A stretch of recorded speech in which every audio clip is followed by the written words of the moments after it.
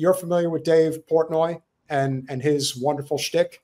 Everything I know about him is pretty much against my will, but yeah, I know who he is. So Dave Portnoy is Barstool Sports. This guy has made a killing, but he also has become somewhat of a cult-like figure out there because he goes around all over this country trying all different types of pizza, which of course should be Amy's job. That's what she should be doing.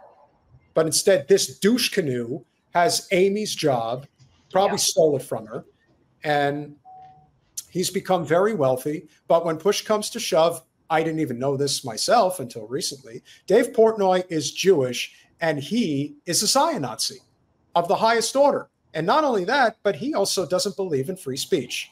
He believes in the ultimate forms of censorship, and that includes anyone speaking ill of Israel.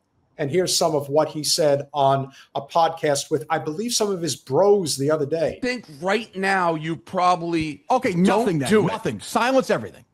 What do you? Every comedian, don't tell a joke about it. Because Dave, that's how the world works. I agree with you. Go back to your question. When does freedom of speech impinge? That was your on freedom question, of not religion? mine. That was your question. Answer it.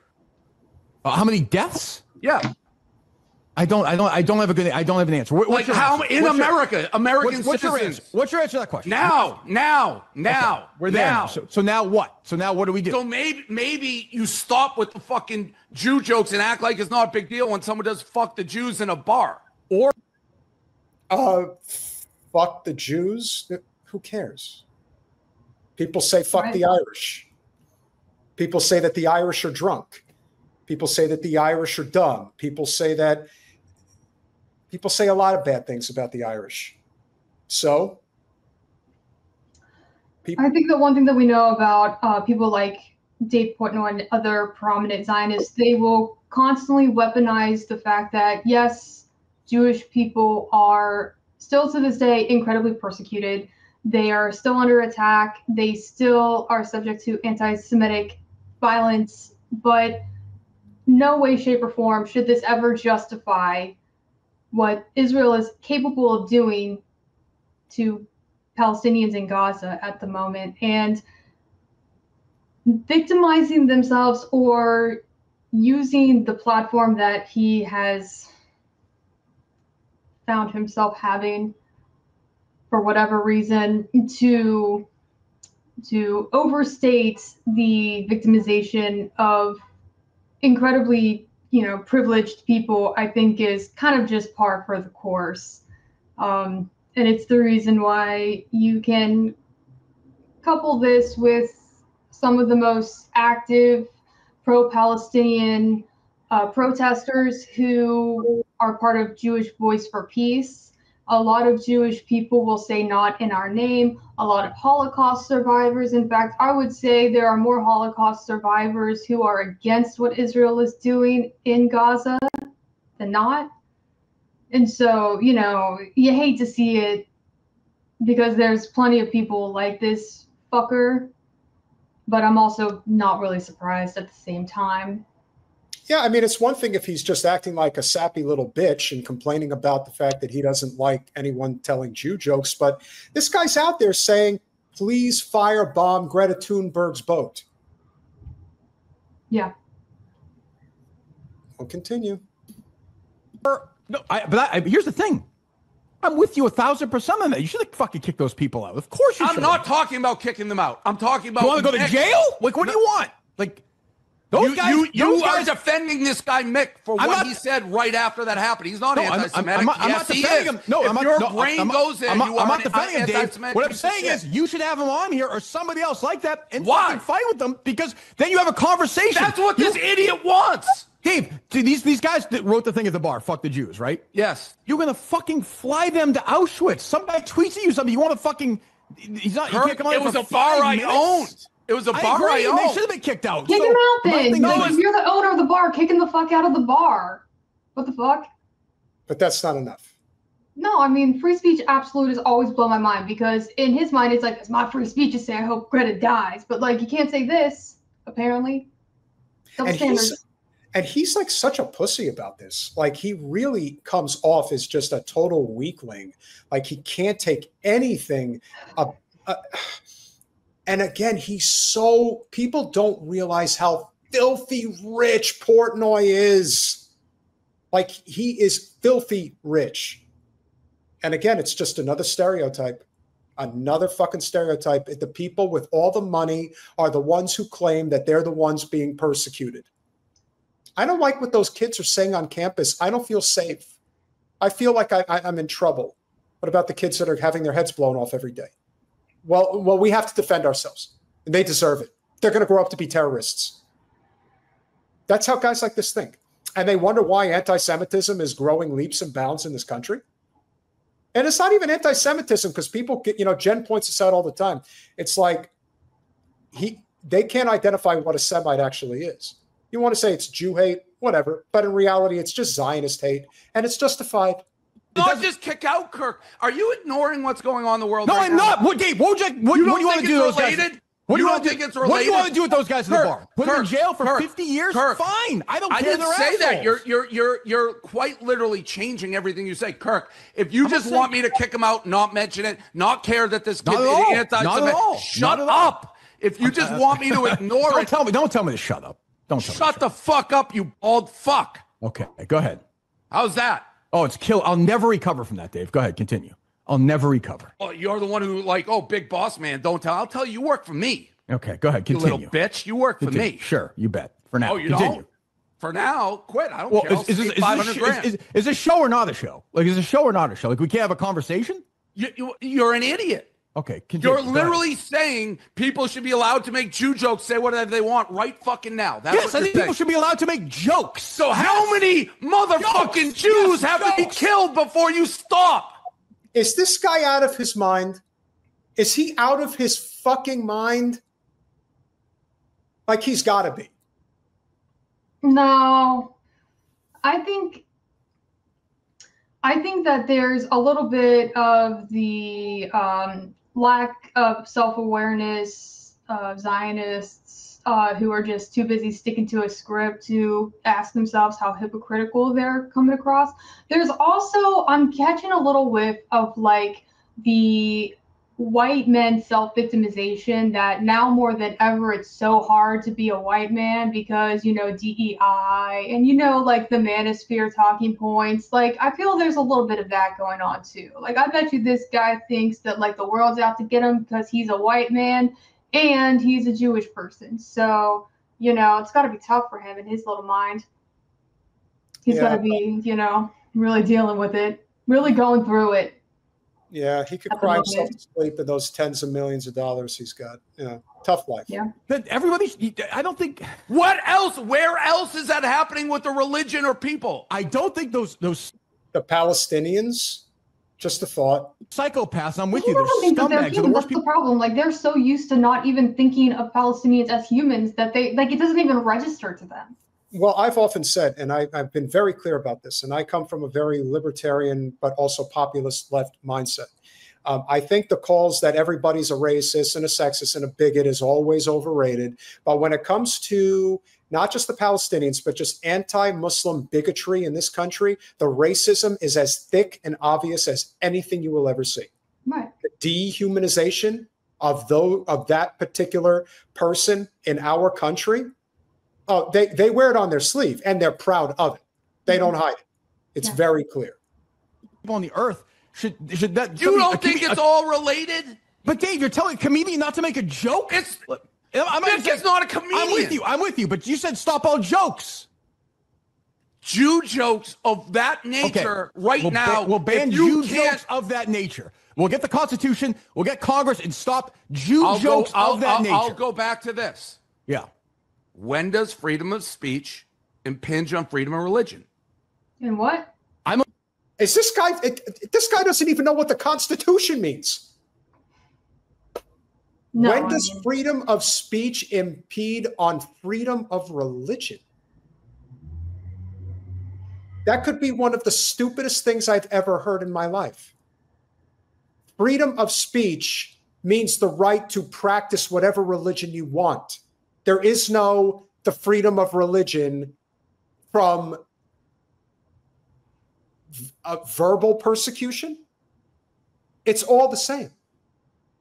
I think that he's conflating fighting words where there is, you can't, like you can't, apparently to this guy, you can't yell fire in a crowded room and you can't yell fuck the Jews in that crowded room either. You know what I mean? Which is where, this stems from, I think, Zionists having too much power to wield and getting their way at any particular moment. I'd say this is just the privileges of Zionism in this country. It has less to do with Judaism and far more to do with Zionism. Colin, can you I didn't even think to bring this up, but I'm gonna piggyback off of this clip after we're done. Can you grab that clip of Max Blumenthal at that AI event with that Zionist lady who came up to him and started crying? If you could grab that, I'd really appreciate it. I think freedom of speech I think freedom of speech is the most important thing in this country. Okay, so people can go kill the Jews, and there's no responsibility if someone goes and kills Jews. No, that's a crime if you kill somebody. No, but not saying, hey, go kill Jews. That's different. No. What do you mean? You can say somebody should go kill Jews. You don't do it, but someone hears you and goes do it. You're fine with that? Fine if somebody says, go kill Jews? Yes. No, that's different than telling. I thought we were talking about telling a joke. I thought we were talking about comedians. They are all using semantics for anti-Semitism right now. And I can tell the difference because for 20 years of doing it, I've never mentioned it, Kirk. No, and I said to you when this thing happened a couple weeks ago. How can you not realize we're in a different time right now? I completely realize. We are. We're in a different time because of fuckheads like you who think it's okay to mass murder Palestinians. It's all you, pal. There's like this lack of looking into a mirror. And I like what Manwith says. They're being anti-Semitic. I think it's just projection because it's because every single Israeli official who has said openly live on television in front of, members of the Knesset, we're the children of light, they're the children of dark. Remember the AmyeC. We're going to turn Gaza into rubble, a parking lot. They constantly use phrases to say whatever they want. They always leave enough room, like the AmyeC thing, to be able to scale it back when necessary. But it's really because this is the game that Zionists play to try to see how far they can go with their speech. They stretch their rights to free speech at every turn to actually advocate for, say, the ethnic cleansing, the genocide of an entire people right now. So, well, we saw it in the chat. I mean, Yair, obviously, it's an Israeli name, and let's just assume that he really is from Israel, and he's in here trying to, test the waters, see how far he can poke people. And then it becomes this, oh, you all hate Jews. And this is the whole thing. And people are looking at this like it's some type of a stand-up routine. And I would implore people to understand that, no, this is really how they think. This is how they act. And the more they lose control, the more they're going to spiral out of control. And I bring this up because, Amy, have you seen this clip of Max Blumenthal at this AI event with this Zionist woman that came up to him? Doesn't sound familiar. Oh, my God. No. This is even worse. Mr. Yadlin, can I ask a question? Yes. I'm Max Blumenthal from the Gray Zone. You were the subject of a New York Review of Books article about how you and Asa Kasher helped loosen the principles of distinction on killing civilians. And immediately he's like, oh, I can't talk to this guy. I got to get out of here as fast as humanly possible because I have been confronted with the truth and I can't handle the truth. I wanted to ask you, how you see your role in the current genocide where thousands of children are being killed. Did you help inspire the genocide? What's a genocide? What's the definition of a genocide? Look at this girl just getting up in his face. What's a genocide? You want to tell me what a genocide is? Okay. Deliberate attempt to exterminate a people. What Israel's doing. I'd like to know. No, I just want to know the definition. It's also a Holocaust. I'm a Holocaust? A Holocaust. My grandparents. My grandparents are Holocaust survivors. And you're supporting the new Holocaust. Use that word. You're supporting the new Holocaust. Hey, get her away from me. I just asked the speaker a question. I'm having a conversation. Get this Holocaust supporter away from me. I'm a Holocaust survivor. And supporter. Could you imagine somebody calling themselves a Holocaust survivor because their grandparents survived the Holocaust? I mean, in her defense, she did realize that she wasn't going to be able to. I think that she realized the company she was in and immediately tried to backpedal and said, I mean, the descendants of a Holocaust. And if, you know, something that if somebody is in this position is out in the wild, it might be, you know, worth it to go ahead and rattle off the what is it, like the 5, is it like there's like 5 metrics to a genocide. You don't even have to meet all of them in order for the International Criminal Court to preside over war crime tribunals in The Hague, right? It's just Israel hasn't shown up in court. Israel has been summoned to court multiple times, and they just don't go. So it's really hard to say, hey, you're guilty of genocide, Israel, because Israel just keeps on missing their court date. They just don't show up to the proceedings. That's it. That's the only reason why.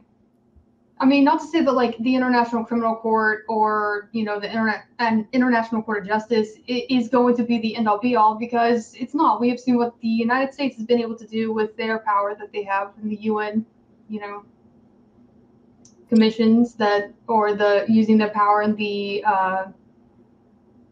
in this, what is it, Security Council or whatever, to veto other calls to, you know, demand a ceasefire.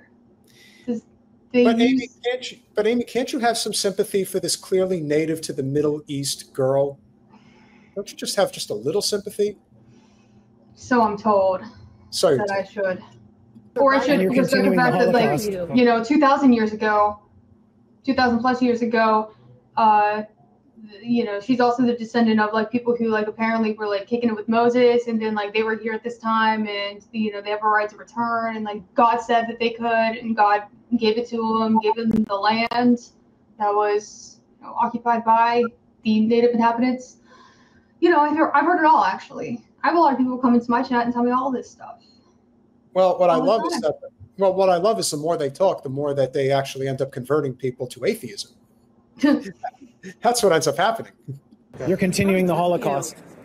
You're continuing the Holocaust. Tens of thousands of slaughtered children. Yeah, it's ethnic cleansing.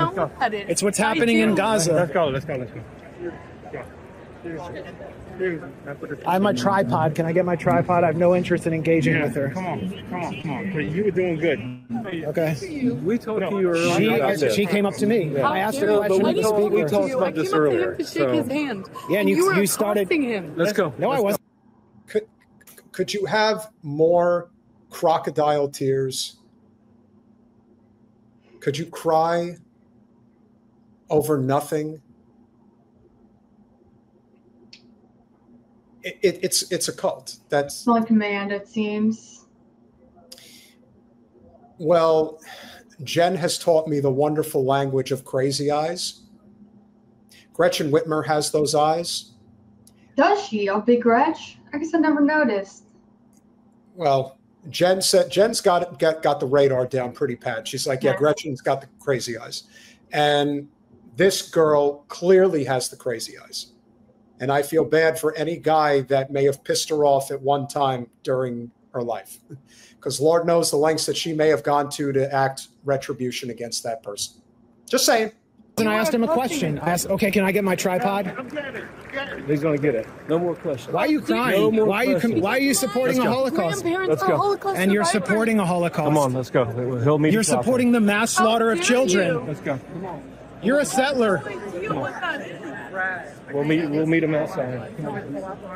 Well, he's going to bring it to me outside. He's it coming right now. So the woman came up to me after I asked the speaker a question. It's okay. Remember, we talked about this earlier. Okay. We talked about this earlier.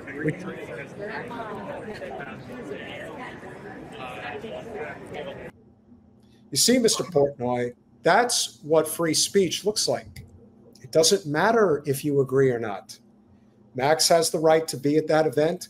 Max has the right to piss off a Zion Nazi who can't see straight when it comes to the realities of her ideology.